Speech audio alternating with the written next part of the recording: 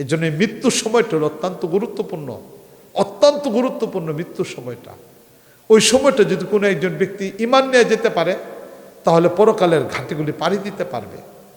মুসলিম শরীফ হাদিসের মধ্যে আসছে, মান কানা আখিরু কালামিহি লা ইলাহা ইল্লাল্লাহ দাখালাল জান্নাহ, যে ব্যক্তি সর্বশেষ কথা হবে লা ইলাহা ইল্লাল্লাহ, সে জান্নাতে চলে যাবে। এখন আমি আর আপনি কালেমা নিয়ে যেতে পারবো কিনা, জীবনটাকে এইভাবে তৈরি করছি।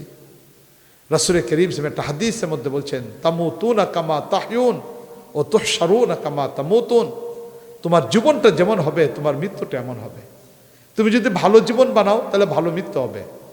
মানুষ যখন মৃত্যুবরণ করে, মৃত্যুটা হলো সবচেয়ে কঠিনতম একটা বস্তু, এবং পৃথিবীর অনেক কিছুকে অস্বীকার করা যায়। অনেক সন্তান আছে বাবাকে অস্বীকার করে, আছে কেন এমন, মাকে অস্বীকার করে, সন্তানের হাতে বাবা খুন হয়ে যায়। অনেক জটিলতা পৃথিবীতে আছে, অনেক মানুষ অনেককে অস্বীকার করে, কিন্তু পৃথিবীর একটা জিনিসকে আজও পর্যন্ত কেউ অস্বীকার করতে পারে না, সেটা হলো মৃত্যু।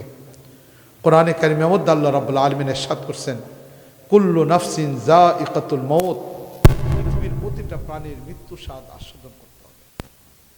পৃথিবীতে মানুষ যত ধরনের কষ্ট অনুভব করে, আমার যে সবচেয়ে কষ্টকর বস্তুটা হলো মৃত্যু। দুনিয়াতে মানুষ প্রথমত চামড়ার উপর আঘাত খায়, চামড়ার আঘাতের পর এটা গোস্ত যায়, গোস্ত থেকে হাড় থেকে মানুষের কলবে যায়, আঘাতটা মানুষের নফসে যায়। তাহলে এবার চিন্তা করে দেখি যে আঘাতগুলো পর্যায়ক্রমে চামড়া, গোস্ত, হাড়, এরপরে মানুষের কলব। কারো শরীর যদি 30% পুড়ে যায়, শুধু চামড়াটা পুড়ে গেছে, গোস্ততে লাগে নাই, তাহলে এই মানুষটাকে বাঁচানো যায় না। তাহলে চামড়ার আঘাতটাই সহ্য করা যায় না, মানুষ মারা যায়, 30% মানুষ বাঁচানো যায় না। তাহলে যে আঘাতটা হৃদয় থেকে হবে সেটা কত ভয়াবহ হবে। মৃত্যুর যন্ত্রণাটা শুরু হয় মানুষের কলব থেকে, মানুষের আত্মার উপর আইসা সর্বপ্রথম আঘাত হয় এই আত্মাটা শরীর থেকে বের করার জন্য। তাহলে দুনিয়ার আঘাত যেখানে সহ্য করা যায় না, মৃত্যুর আঘাত কি করে সহ্য করবো আমরা?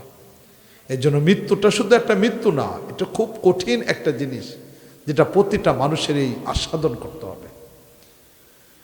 হযরত ঈসা আলাইহিস সালাতু ওয়াস সালাম আল্লাহ রাব্বুল আলামিনের নবী। আল্লাহ রাব্বুল আলামিন ওনাকে কিছু মুআজিজা দিয়েছিলেন, স্বাভাবিক অবস্থার বিপরীত কিছু কাজ করার সুযোগ আল্লাহ রাব্বুল আলামিন ওনাকে দিয়েছিলেন। এর মধ্যে একটা ছিল হযরত ঈসা আলাইহিস সালাতু ওয়াস সালাম আল্লাহর নির্দেশে 5 জন মরা মানুষকে জীবিত করেছিল। 5 জন মরা মানুষকে আল্লাহ রাব্বুল আলামিন ওনার আল্লাহর নির্দেশে উনি জীবিত করেছিলেন। 4 জন ছিল এমন যারা কিছুদিন পরে আগে মারা গেছে, হয়তো সকালে মারা গেছে, বিকালবেলা জীবিত করছেন, 1-2 দিন আগে মারা গেছে এমন কাউকে। আর ঈসা আলাইহিস সালামের উম্মত ছিল বনে ইসরাইল, পৃথিবীর সবচেয়ে ভয়ঙ্কর জাতি। আজও পর্যন্ত যাদের কারণে ইসরায়েল, তাদের কারণে ফিলিস্তিনে মুসলমানরা নির্যাতিত, ঠিক কিনা বলেন? এটা আজও পর্যন্ত। এই জন্য মৌলানা আবুল কালাম আজাদ, যিনি হিন্দুদের সংগঠন কংগ্রেসের 3 টার্মের সভাপতি ছিলেন, 1-2 টার্ম না, 3 টার্মের সভাপতি ছিলেন মৌলানা আবুল কালাম আজাদ। কংগ্রেস প্রতিষ্ঠা হয়েছিল 1866-তে, 1886-তে কংগ্রেস প্রতিষ্ঠা হয়েছিল, এবং 3 টার্মের সভাপতি ছিলেন মৌলানা আবুল কালাম আজাদ। এবং 1947-এ যখন দেশ বিভক্ত হয় তখন তিনি শিক্ষামন্ত্রীর দায়িত্ব পেয়েছিলেন, ভারত উপমহাদেশের শিক্ষামন্ত্রীর দায়িত্ব পেয়েছিলেন। তাহলে একজন আলেম হিন্দুদের সংগঠনের প্রধান ছিলেন এবং তিনি শিক্ষামন্ত্রীর দায়িত্ব গ্রহণ করেছিলেন। স্বাধীন ভারতের প্রথম শিক্ষামন্ত্রী মৌলানা আবুল কালাম আজাদ। এই মৌলানা আবুল কালাম আজাদ বলছেন, পৃথিবীর বুকে যদি কোথাও দেখো পরস্পর ঝগড়া হচ্ছে, স্থলভাগে যদি কোথাও ঝগড়া দেখো, আপনজনদের মাঝে ঝগড়া, এমনকি সমুদ্রের গভীরে যদি 2টা মাছের মধ্যে ঝগড়া দেখো, তাহলে বুঝে নিবা ইহুদিদের ষড়যন্ত্র এখানেও রয়ে গেছে। আজকের গোটা পৃথিবীটাকে নরক বানায় ফেলেছে, জাহান্নাম বানাইছে ইহুদিরা, এদের কারণে আজকে রক্তপাত ঘটতেছে। তো বলতেছিলাম এই কথা যে রাসূল করিম সাল্লাল্লাহু আলাইহি ওয়াসাল্লামের আগের নবী ছিলেন ঈসা আলাইহিস সালাম। এই ঈসা আলাইহিস সালামের উম্মত ছিল ইহুদি এবং তারা ছিল খ্রিস্টান, এরা ছিল ইসলামের বিপক্ষের মানুষ, বনে ইসরাইল। এই বনে ইসরাইল এরা যেহেতু ঈসা আলাইহিস সালামের উম্মত ছিল, ঈসা আলাইহিস সালামের উপর প্রশ্ন করলো, আপনি যাদেরকে জীবিত করছেন এরা তো কয়দিন আগে মারা গেছে, এমন কাউকে জীবিত করেন যিনি বহু আগে মারা গেছে। ঈসা আলাইহিস সালাম বললেন তাহলে সন্ধান দাও এমন একটা কবরের। অনেক দিন তালাশ করে তারা একটা কবর পাইল যে এটা অনেক আগের একটা পুরাতন কবর। হযরত ঈসা আলাইহিস সালাম সেখানে গেলেন, 2 রাকাত নামাজ পড়লেন, আল্লাহর কাছে দোয়া করলেন। আল্লাহর নির্দেশ কবরের পাশে দাঁড়ায় তিনি বলেন, হে আল্লাহর বান্দা, আল্লাহর নির্দেশে তুমি কবর থেকে উঠো। সবাই তাকায় আছে, কবরে মাটি সরে গেছে। দেখতে দেখতে কবর থেকে একটা মানুষ দাঁড়ালো, যার চুলগুলো পাকা, দাড়ি পাকা, শরীরে বার্ধক্যতা চলে আসছে, এমনকি শরীরের একটা হাড় আরেকটা হাড়ের সাথে বাড়ি খাচ্ছে। এই লোকটা কবর থেকে উঠে দাঁড়িয়ে সালাম দিল, আসসালামু আলাইকা ইয়া রূহুল্লাহ, হে আল্লাহর রূহ ঈসা আলাইহিস সালাম, আল্লাহর উপর, আল্লাহ আপনার উপর শান্তি বর্ষণ করুন। ঈসা আলাইহিস সালাম উত্তর নিলেন, সালামের উত্তর নিলেন। উত্তর নেওয়ার পরে আবার ঈসা আলাইহিস সালাম পরিচয় জিজ্ঞেস করলেন, মান আনতা, তুমি কে? পরে জিজ্ঞেস করলেন যে তুমি কে, তোমার পরিচয় দাও। এবার এই ব্যক্তিটা পরিচয় দিল, আনা ইয়াফাস, আমি হলাম ইয়াফাস। তো জিজ্ঞেস করলো ইয়াফাস কে, কোন ইয়াফাস তুমি? বললো যে আমি নূহ আলাইহিস সালামের ছেলে ইয়াফাস। জিজ্ঞেস করলেন কতদিন আগে তুমি মারা গেছো? বললো আজকে থেকে 7000 বছর আগে মারা গেছে। কত বছর? 7000 বছর আগে মারা গেছে। এবার ঈসা আলাইহিস সালাম তাকে কয়েকটা প্রশ্ন করলেন, যে যে প্রশ্নগুলো দরকার উম্মতের সামনে সেই প্রশ্নগুলো করলেন। প্রশ্নগুলো শেষ, এবার ঈসা আলাইহিস সালাম বললেন, ইরজি ইলা কবরিক, তুই তোর কবরে ফিরে যা, আবার কবরে চলে যা। যখন ঈসা আলাইহিস সালাম বললেন কবরে ফিরে যাও, এবার এই লোকটা বলল যে হে আল্লাহর নবী, আমি কবরে যাব না, আমি আর কবরে যাব না। ঈসা আলাইহিস সালাম বললেন কেন যাবে না? এখনো তো কিয়ামত হয় নাই। কিয়ামতের সময় মালিক আল্লাহ রাব্বুল আলামিন কবর থেকে তুলবেন, এরপর আর কোনো মৃত্যু হবে না। এখনো তো ইসরাফিল সিংহায় ফুৎকার দেয় নাই, এখনো পর্যন্ত কিয়ামতের মাঠ সংগঠিত হয় নাই, তোমার তো কবরে চলে যেতে হবে। সে বলতেছে আমি যাব না, আমি কোনো অবস্থায় কবরে যাব না। ঈসা সালাম জিজ্ঞেস করলেন কেন? বললো হে আল্লাহর নবী, আমরা যে যুগে ছিলাম তখন বার্ধক্য ছিল না, তখন চির যৌবন ছিল। আমাদের লোকেরা কেউ কখনো বুড়া হতো না। আমি যে যুগে ছিলাম সেই যুগের মানুষগুলোর চুল কখনো পেকে যেত না, তারা সব ভালো খাবার খাইতো, কোনো ভেজাল ছিল না, রোগবালাই হইতো না। 1000 বছর উপরে মানুষ হায়াত পাইতো, এত লম্বা হায়াত, চির যৌবন। এই অবস্থার মধ্যে দুনিয়া থেকে চলে যেত। হে আল্লাহ নবী ঈসা, আমিও ছিলাম এমন, আমি চির যৌবনে ছিলাম, আমার শরীরে বার্ধক্যতা আসে নাই। আমার সাদা চুল তখন ছিল না, কালো কুচকুচে চুল ছিল। কিন্তু যখন আজরাইল আমার আত্মাটা শরীর থেকে বের করে, তখন যে আমার কষ্ট হয়েছে, ওই কষ্টটা এত ভয়াবহ ছিল, এই কষ্টের কারণে আমার কালো চুলগুলো সাদা হয়ে গেছে। আমার এই যৌবন এবং বার্ধক্যতা চলে আসছে। হে আল্লাহ নবী, শুধু এতটুকুই না, ওই যে মৃত্যুর যন্ত্রণার কারণে আজও পর্যন্ত আমার শরীরের হাড়গুলো কাঁপতেছে। এই শরীর সেই মৃত্যুর কষ্টটা আজও পর্যন্ত সহ্য করতে পারতেছে না। তাই এমত অবস্থায় যদি দ্বিতীয় আরেকবার মৃত্যু হয়, তখন এই শরীর সেই কষ্ট সহ্য করতে পারবে না। তাই আল্লাহর নবী, আমি কবর ফিরে যেতে চাই না। এবার চিন্তা করে দেখেন মৃত্যুটা কেমন কঠিন একটা ব্যাপার, মৃত্যুটা কত কঠিন একটা ব্যাপার। এই অবস্থায় আমি ফিরে যেতে চাই না। হযরত ঈসা আলাইহিস সালাম আল্লাহর কাছে জিজ্ঞেস করেন, আল্লাহ কি করব বলো? আল্লাহ বললেন, দাও, মৃত্যু তো হবে, তবে কষ্ট ছাড়া যেন তার মৃত্যু হয়, এভাবে আমি বলে দিচ্ছি। আবার আজরাইল তার শরীর থেকে আত্মা বের করলো, আবার কষ্ট ছাড়া তিনি কবরে চলে গেলেন। এই জন্য আমাদের নবী মুহাম্মদ মুস্তাফা সাল্লাল্লাহু আলাইহি সাল্লাম দোয়া শিখাই দিয়েছেন, আল্লাহুম্মা ইন্নী আউযু বিকা মিন সাকরাতিল মাউত, হে আল্লাহ, আমি তোমার কাছে মৃত্যুর যন্ত্রণা থেকে আশ্রয় চাই। রাসূল সাল্লাল্লাহু আলাইহি সাল্লাম যেদিন ইন্তেকাল করেন, 17 দিন অসুস্থ ছিলেন নবী। এর মাঝখানে বৃহস্পতিবার দিন পর্যন্ত, 17 দিনের মারা গেছেন সোমবার, বৃহস্পতিবার দিন পর্যন্ত মসজিদে গেছেন নামাজ পড়তে। সর্বশেষ বৃহস্পতিবার দিন নামাজ পড়ছেন মসজিদে গিয়ে, এরপর আর পড়তে পারেন না, মসজিদে যান নেই। সোমবার দিন সকাল 8টা, 8:30 থেকে শরীর খারাপ হওয়া শুরু হলো, বেহুশ হয়ে যাচ্ছেন। আম্মা জান আয়েশা একটা পাত্রের মধ্যে পানি নেয়া গাটাকে মুছে দিচ্ছেন। নবী একটু পরে বেহুশ হয়ে যাচ্ছেন, আবার হুশ ফিরে আসতেছে। নবীর প্রচণ্ড কষ্ট হচ্ছে। এই অবস্থায় ফাতেমা রাদিয়াল্লাহু তাআলা চলে আসলেন। আয়েশা রাসূলের কান্না দেখে চিৎকার করে কাঁদতেছেন, ইয়া আবাতা কাদ উক্তিলাইতা, হে আমার আব্বা, আপনি তো কষ্টের মধ্যে পড়ে গেছেন, আপনার তো অনেক কষ্ট হইতেছে আমার আব্বা। রাসূল বললেন, ফাতেমা, দুনিয়াতে একটা মানুষ মৃত্যুর সময় যে পরিমাণ কষ্ট হয়, তোর আব্বার একটা নারী দুইটা মানুষের সমপর্যায়ে কষ্ট হইতেছে। তাই কোনো ব্যক্তি যদি মৃত্যুর যন্ত্রণা থেকে বেঁচে যেত, তাহলে আমাদের নবী মুহাম্মদ মুস্তাফা সাল্লাল্লাহু আলাইহি ওয়াসাল্লাম বাঁচতেন। উনি যেহেতু মৃত্যুর যন্ত্রণা থেকে বাঁচেন নাই, আমাদের কারো পক্ষে বাঁচা সম্ভব না। এই জন্য মৃত্যুর সময়টা হলো অত্যন্ত গুরুত্বপূর্ণ মৃত্যুর সময়টা। ওই সময়টা যদি কোনো একজন ব্যক্তি ঈমান নিয়ে যেতে পারে, তাহলে পরকালের ঘাটিগুলি পাড়ি দিতে পারবে। মুসলিম শরীফ হাদিসের মধ্যে আসছে, মান কানা আখিরু কালামিহি লা ইলাহা ইল্লাল্লাহ দাখালাল জান্নাহ। যে ব্যক্তি সর্বশেষ কথা হবে লা ইলাহা ইল্লাল্লাহ, সে জান্নাতে চলে যাবে।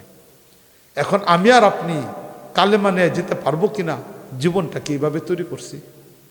রাসূল করিম সাল্লাল্লাহু একটা হাদিসের মধ্যে বলছেন, তামুতুনা কামা তাহইউন ও তুহশারুনা কামা তামুতুন।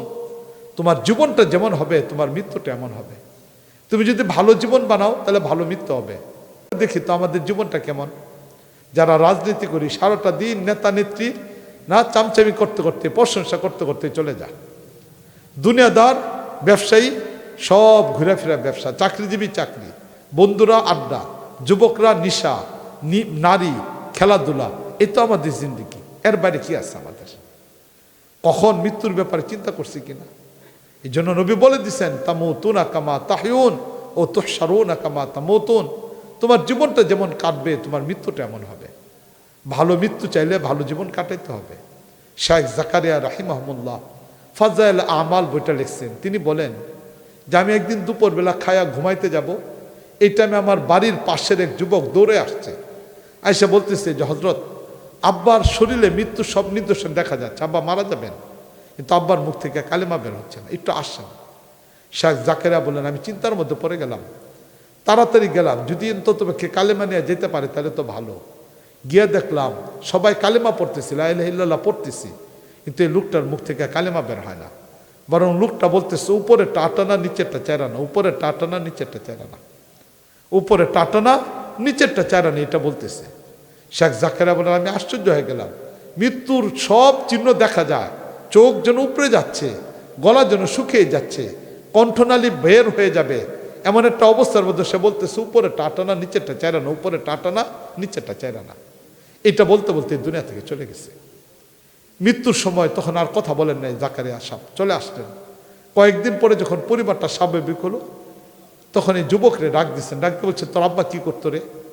মৃত্যুর সময় যে এটা বললে দুনিয়া থেকে বিদায় নিল, বললো যে আমার আব্বা ভুসির ব্যবসা করত, ভালো ভুসিগুলো উপরে রাখতো, মন্দগুলো নিচে রাখতো, সারা জীবন দোকানে বসে জবছে, উপরে টাটানা নিচেরটা চেরানা, এখন মরার সময়টা নিয়ে গেছে।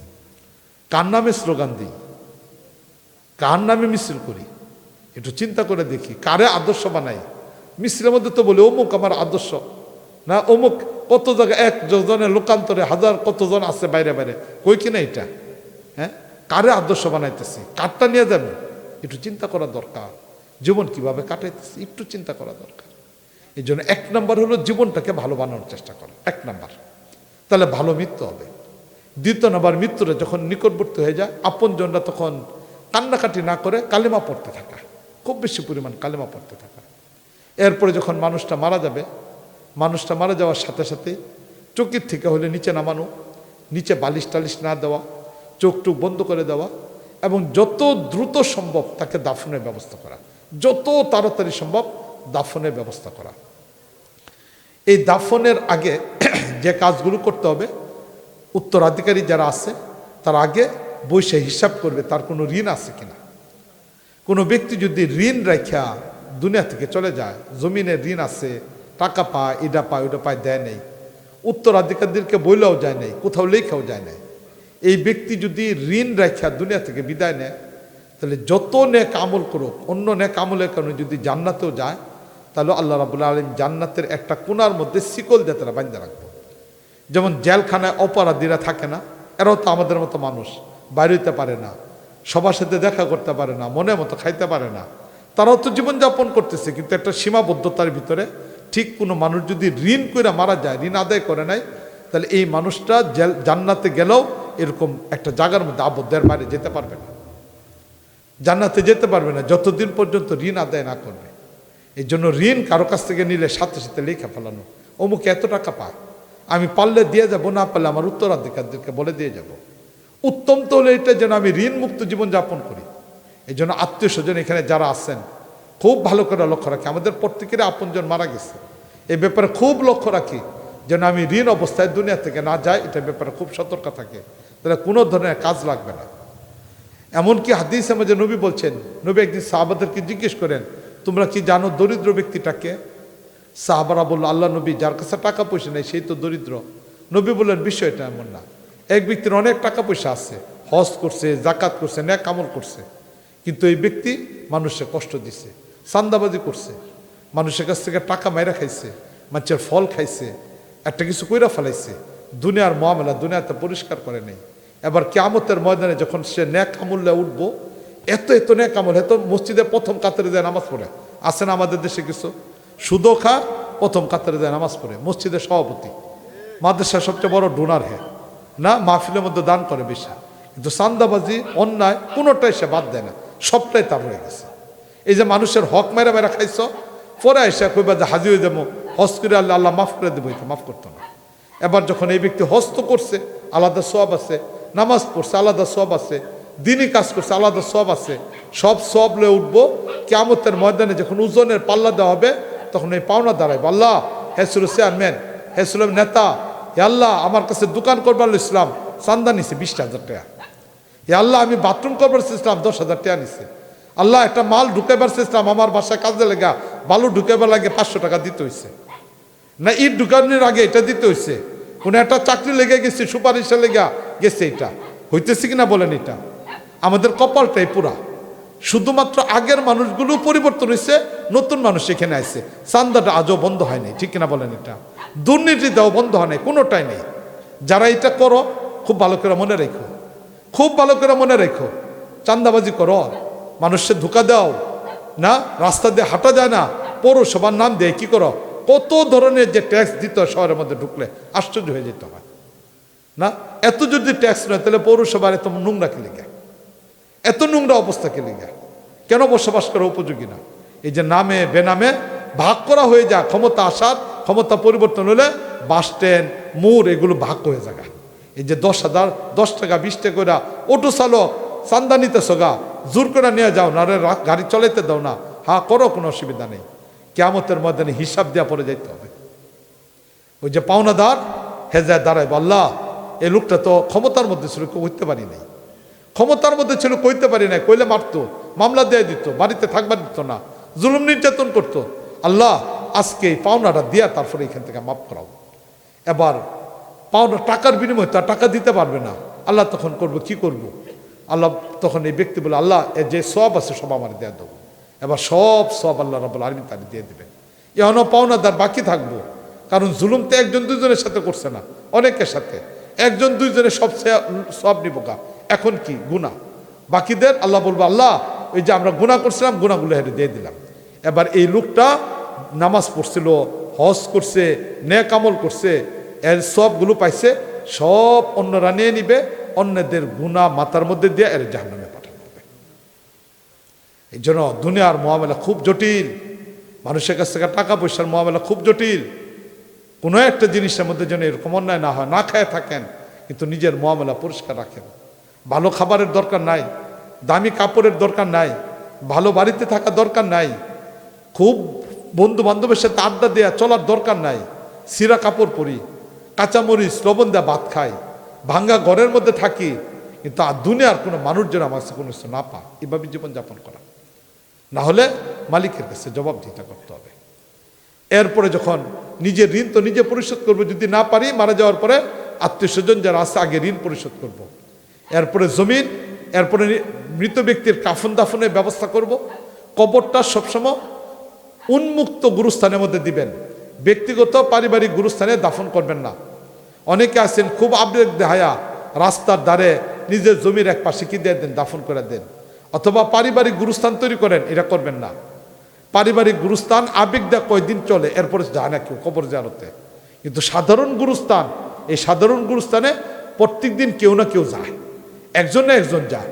ওই যে কবরের পাশে গিয়ে দাঁড়ালো, আসসালামু আলাইকা ইয়া, আসসালামু আলাইকুম ইয়া আহলাল কুবুর, হে কুবরওয়ালা তোমাদের উপর সালাম বর্ষত হোক, এই যে একজনে কবরের পাশে দাঁড়ায় বলছে এবার যত লাশ এখানে আছে সবাইকে আল্লাহ রাব্বুল আলামিন মাফ করে দেন, এটা সব আল্লাহ সবারে দেয়া দেন। এবার পারিবারিক গুরুস্থান তৈরি করছেন, পারিবারিক গুরুস্থান তৈরি করলে কয়দিন পরে আপনার ছেলে যাবে না জিয়ারতে, এটা ময়লা হয়ে পড়ে থাকবো, কখনো ভাঙ্গার প্রয়োজন পড়বে, তখন কি করবেন? এই জন্য গুরুস্থান আম গুরুস্থানে দাফন হওয়া দরকার। এই এলাকার মানুষের জন্য যদি আম গুরুস্থান না থাকে জায়গা কিনা করেন, একটা আম গুরুস্থান, কেউ ব্যক্তিগত গুরুস্থানে নিজেকে দাফন করবে না, তাহলে আপনি সব থেকে বঞ্চিত হলেন। আপনার ছেলে কি করবে এটা কোনোদিন নিশ্চয়তা নেই, আপনার আপনজন আপনারা এটা মনে রাখবো কিনা এটা কোনো নিশ্চয়তা নেই। আর কেউ যদি এরকম কবর দেয়া রাখি তাহলে 12 বছর পর্যন্ত কবর উপর কিছু করা যাবে না, পরে যদি একান্ত প্রয়োজন পড়ে 12 বছর পরে কবর ভেঙে ফেলানো যাবে। 12 বছর পরে কবর ভাঙ্গা উচিত না, যদি একান্ত প্রয়োজন পড়ে তাহলে ভাঙ্গুন যাবে 12 বছর পরে, এর আগে ভাঙ্গা যাবে না। এই জন্য আম গুরুস্থানে দাফনের ব্যবস্থা করবেন, আর দুনিয়ার মুআমালা আগে পরিষ্কার করার চেষ্টা করবেন। রাসূল করিম সাল্লাল্লাহু আলাইহি ওয়াসাল্লাম বলছেন জীবিত মানুষের জন্য, জীবিত মানুষের পক্ষ থেকে মরা মানুষের জন্য সবচেয়ে বড় উপঢৌকন হল ইস্তেগফার। হাদিয়াতুল লিল আমওয়াত লিল আহয়াই আল ইস্তেগফার আও কামা ক্বালা আলাইহিস সালাতু ওয়াসসালাম। নবী বলছেন মৃত মানুষের জন্য জীবিত মানুষের সবচেয়ে বড় উপহার হল ইস্তেগফার, তার জন্য দোয়া চাওয়া, আল্লাহ মাফ করে দাও, আল্লাহ মাফ করে দাও, আল্লাহ মাফ করে দাও, এইভাবে বলা, খুব বেশি পরিমাণ তার জন্য ইস্তেগফার করা। দ্বিতীয় নাম্বার, যে কোনো কিছু কইরা তার জন্য সব দিতে পারবেন। একটু সূরা ফাতিহা পড়ছেন সব দেন, 2 রাকাত নামাজ পড়ছেন সব দেন, একটু দান খয়রাত করছেন সব দেন। দান খয়রাত করার আগে বেশি টাকা লাগবে এমন না, একটা ফকিরকে 2 টাকা দিচ্ছেন, আল্লাহ আমার পূর্বপুরুষদের মধ্যে যারা আছে সবাই মাফ করে দাও, না কাউরে 1 গ্লাস পানি দিচ্ছেন, নিয়ত করেন যে আল্লাহ এটা সব যে হয়েছে আমার পূর্বপুরুষ সবাইকে আল্লাহ এটা সব দিয়ে দিবেন। তাহলে যে কোনো বস্তুর মাধ্যমে সব দেওয়া যায়। বাদ বাকি এমন কিছু কাজ যদি করা যায় যেটা দীর্ঘস্থায়ী হয়, তাহলে ওই ব্যক্তি মৃত্যু কবরের মধ্যে এটা পাইতে থাকবে। যেমন যে গুরুস্থানের কথা বললাম, এলাকাতে গুরুস্থান নেই, কয়েকজনে মিলে একটা গুরুস্থান করে দিন, যে গুরুস্থানটা করে দিলাম তাহলে এটা সব কি পাইবেন, পাই যাবেন না, এটা সৎকায় জারিয়া। রাস্তা নাই, রাস্তা করে দিলেন, ব্রিজ নাই, ব্রিজ করে দিলেন, মানুষের খাবারের পানির ব্যবস্থা নাই, আমরা খালি ওয়াজ করি মসজিদ আর মাদ্রাসা লেগে, দান খয়রাত তিনি করি।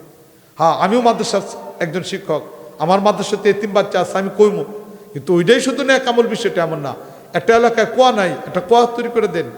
একটা এলাকায় পানির ব্যবস্থা নাই, একটা কলের ব্যবস্থা করে, দিকে টয়লেট নাই, একটা টয়লেটের ব্যবস্থা করে দেন। দোকানের পাশে একটা জায়গা আছে, মানুষ কত মানুষ এখানে আছে, একটা টয়লেটের ব্যবস্থা করে দেন। এগুলো হলো জনকল্যাণমূলক কাজ। যত ধরনের জনকল্যাণমূলক কাজ হবে এগুলো সবগুলো সব আল্লাহ রাব্বুল আলামিন দিয়ে দিবেন। এই জন্য আমরা আমাদের মৃতদের জন্য বেশি পরিমাণে ইস্তেগফার করি, ইসালে সওয়াব করি, এবং তাদের লেনাদেনা যদি থাকে, কারো কাছে যদি থাকে, বাবা ভুল করছেন, এখন ছেলে এটাকে পরিশোধ করার চেষ্টা করি, নাহলে বাবা যদি কোনো কারণে জান্নাতে যায়ও তাহলে দেখতে থাকবো। এই জন্য বেশি পরিমাণে জীবনটাকে সুন্দর করে কাটানোর চেষ্টা করি। আল্লাহ রাব্বুল আলামিন আমাদের সবাইকে তৌফিক দান করুন।